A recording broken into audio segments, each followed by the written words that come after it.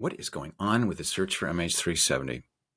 Hi, everybody. It's March 8th, 2025, the 11th anniversary of the disappearance of MH370. I'm aviation journalist Jeff Wise. What's different about this anniversary compared to every other anniversary over the last 7 years is that there is an active search on for the plane. Or really, there sort of is. It's not really entirely clear. Today, I'm going to talk about what we know about the confusing status of the search and what the possibilities are going forward.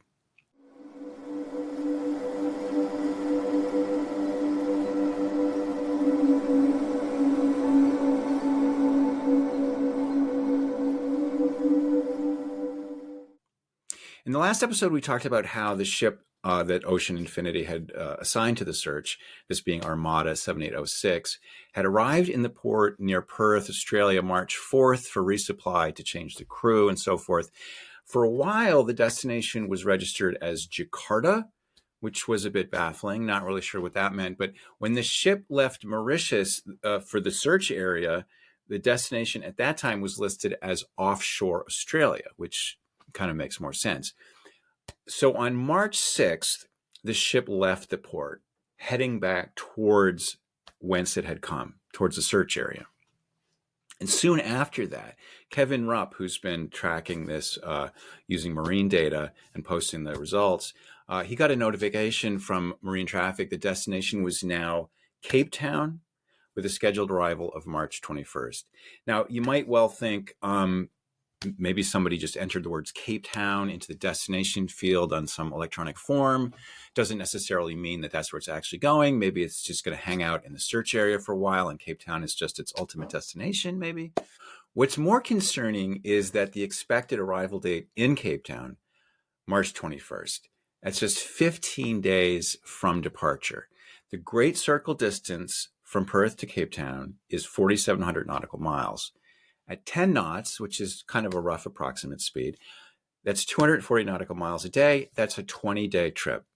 So the math isn't really clear, but it doesn't give any significant amount of time for Armada 7806 to spend loitering in the search area. Maybe it will stop for a day, launch some AUVs, take a look in a small area of interest.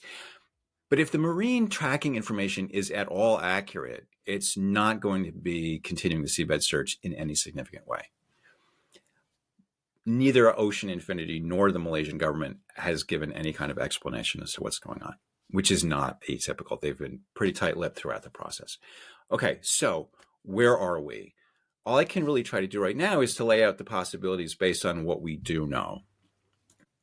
First, maybe marine tracking information is wrong.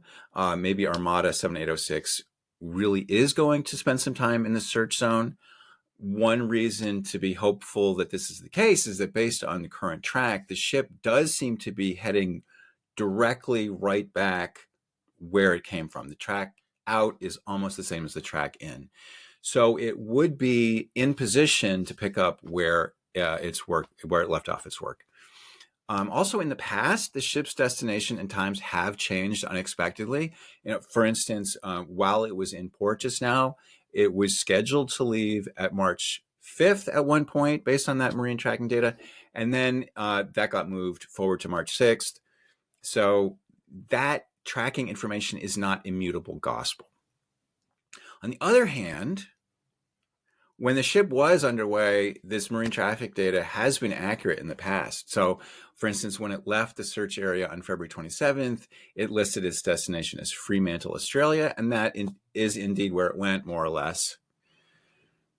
So, if we assume that that data is accurate this time, too, there are various possibilities that people have been speculating about. How do we explain this? One idea that people have talked about is that maybe during the recent scanning work, they saw the wreckage or a piece of the wreckage, and they are going to go quickly back to the site, retrieve the black boxes, and go on to Cape Town.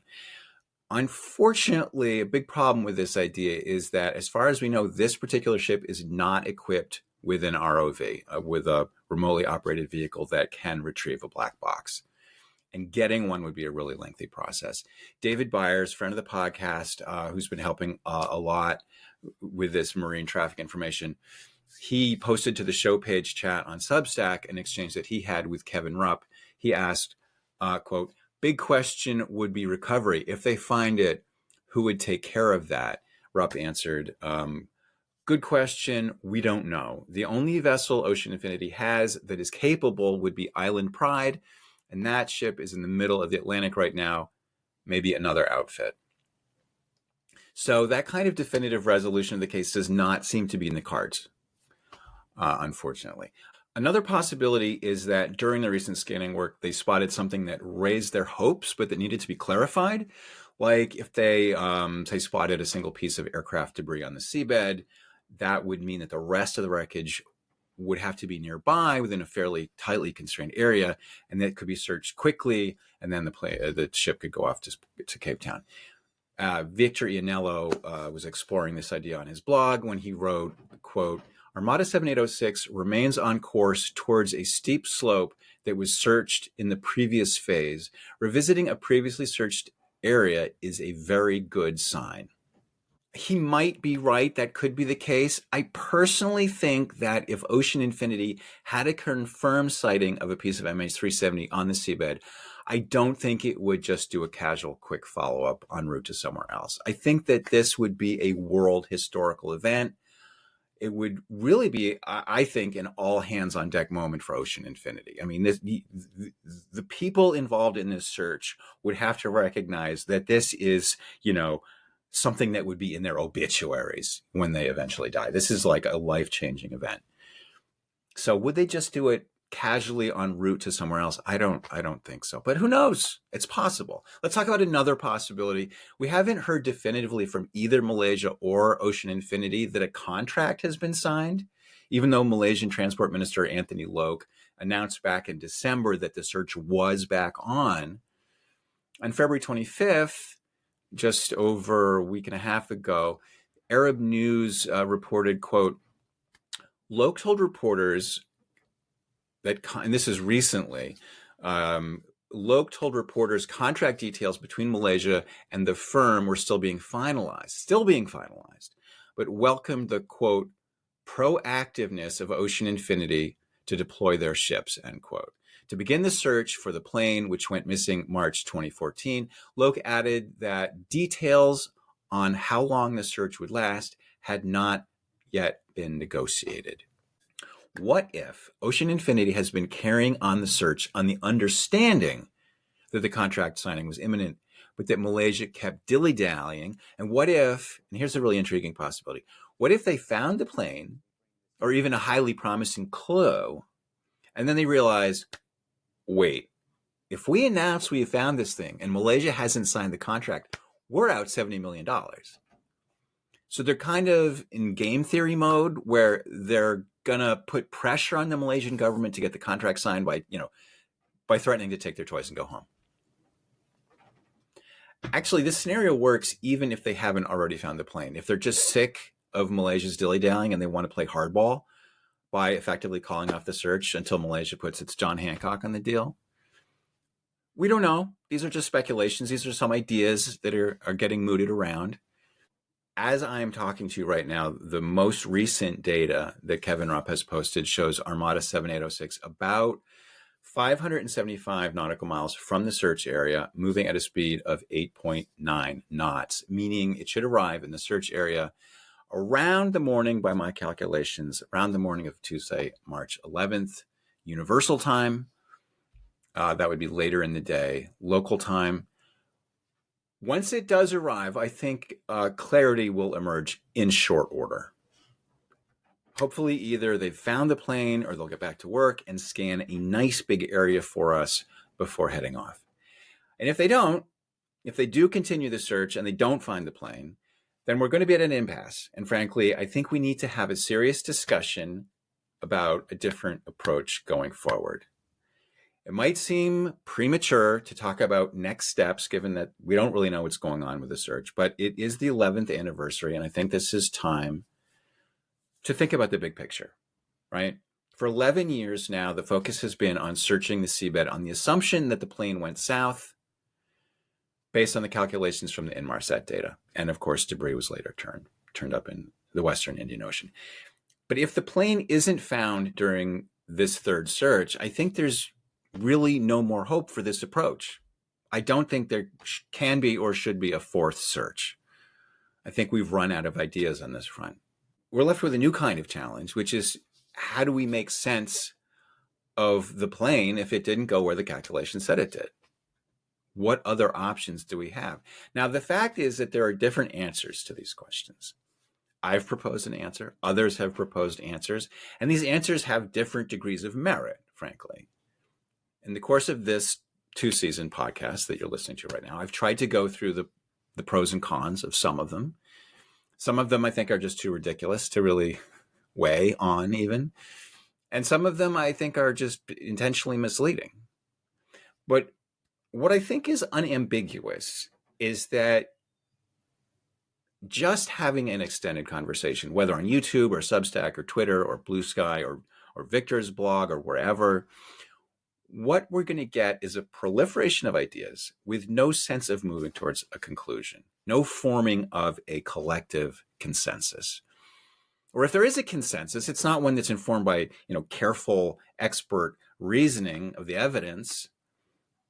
It's all about just vibes and what appeals to people on a gut level who then want to go arguing about it on public forums.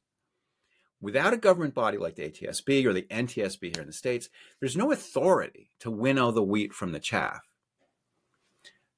Lately, I've been talking to a couple of family members, and I won't say that their personal viewpoint is necessarily indicative of the mood of all family members and loved ones of the missing.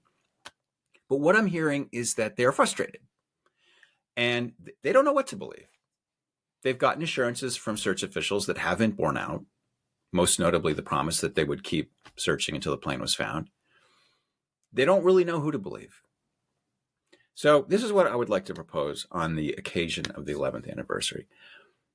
I do think that there is a path forward, and which we need to really consider if the Seabed search does fail. And I think this proposal actually is not controversial.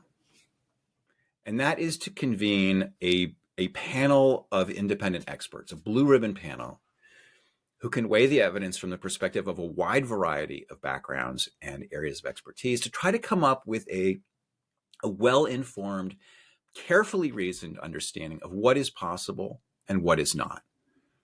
It could be an official government body if Australia or Malaysia wanted to set one up, or it could be an unofficial one consisting of an independent commission that made a good faith effort to round up the expertise. I think that this is the only way to separate the wheat from the chaff. And I think that if such an effort got underway, it would have support from a big proportion of the MH370 community. I've talked with Victor Ianello. I've exchanged messages on this with him. I think we'd both like to see this happen. He said to me basically, well, why don't you start it then? And, the answer is that it's a big job. This is not going to be easy. It would take a lot of effort, maybe money. I don't know. I've never organized an effort like this, so I'm not exactly sure what the path is from idea to implementation. But I do want to put it forward because ultimately, I think this is our only hope. It's been 11 years, and I would like to extend my condolences to the loved ones and the family members of the missing. And I would like to extend my thanks and recognition to everyone in the extended community of people who care about MH370 and have done their part over the years, made their contribution, whether that's sharing their expertise, conducting research or mathematical analysis, or just sharing ideas and encouragement online. This has always been a collective effort. And if we do solve the mystery of MH370, ultimately, it will be because of a lot of people who put their heart and their soul into it. And for that, I'm grateful. It's a sign that people can work together for a greater good, regardless of what the outcome is. And I think that in this age that we're living in, that is some comfort. Well, that's all I have for you today. As always, if you want to sign up for the free newsletter, please visit the show page at findingmh370.com. And if you want to support the podcast, I'd invite you to consider a membership on this YouTube channel. And I just want to say that I'm deeply grateful to everyone who's given their support. That's all for now. This is Jeff Wise. Thanks, and see you next time.